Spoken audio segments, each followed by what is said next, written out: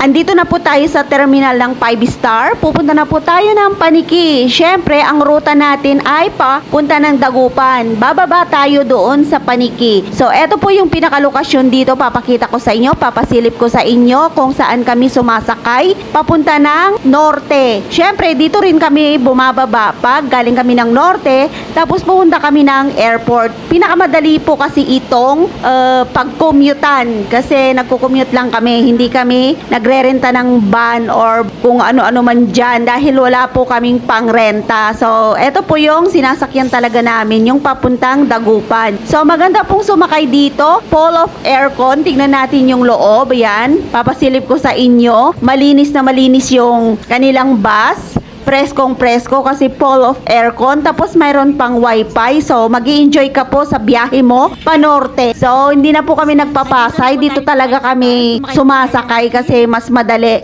Sakay lang kami ng Nichols papuntang airport. Ayun na. Murang-mura pa yung pamasahe kaysa mag-aarkila ka ng van. Eto, konti lang yung magagastos mo. Kailangan mo lang maglakad. Kasi medyo yung airport to jeep medyo malayo din. Kung may luggage ka, mahihirapan ka. So, kung may kasama ka naman is okay lang. So, nandito na po tayo sa ating upuan. Tignan nyo naman, bongga. Yung kadate ko, nandun pa sa baba, naninigarilyo. So, hintayin natin. Bubunggahan ko talaga yung pag-tour ko sa inyo dito. Ang ganda po talaga. Tignan nyo naman, dilaw na dilaw yung mga upuan, no? Ang presko sa mata. So, mamaya mag-i-enjoy tayo kasi may free wifi. Mayroong movie na pwede nilang papanood sa atin. Mag-i-enjoy po tayo sa movie. Pwede ka pong mag-request kung ano yung gusto mo. So, thank you po sa panonood ng aking mga vlog. Yung mga adventure ko dito sa Pilipinas. Madaldal talaga ako. Ganyan talaga ako mag-vlog. Gusto ko yung nagkukwento ako ng mga nakikita ko. So, ayan na po yung ating aircon. So, ang ganda-ganda po dito. Full of aircon. Yung katabi namin, papunta ng Kamiling yan. Aalis na po siya. Ganda po talaga dito. Mag-i-enjoy ka talaga dito sa Pilipinas kung may pera ka. Pero pag wala kang pera, syempre wala kang pamasahe, hindi mo to ma-adventure. Dati kasi hindi ko siya na-adventure.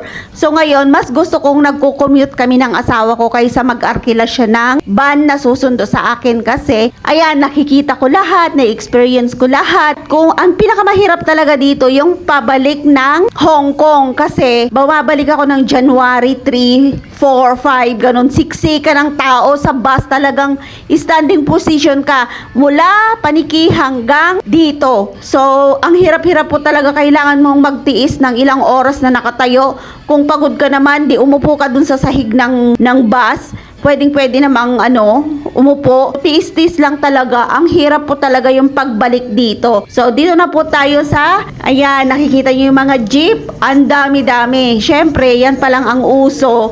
Ngayon, mga high-tech na ngayon, mga blue dot, white dot, gano'n na sa Paniki. Pero dito sa Maynila, ayan pa lang po yung mga uso, yung mga jeep nila.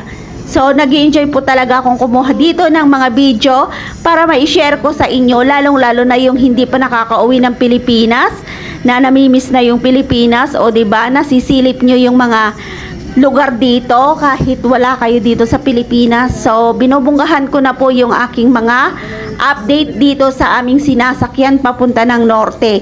So, sana po ay nag-i-enjoy kayo dahil manunood na po tayo ng movie at medyo matutulog din tayo kasi pagod tayo sa biyahe. Maraming salamat po sa inyong lahat. God bless and bye-bye.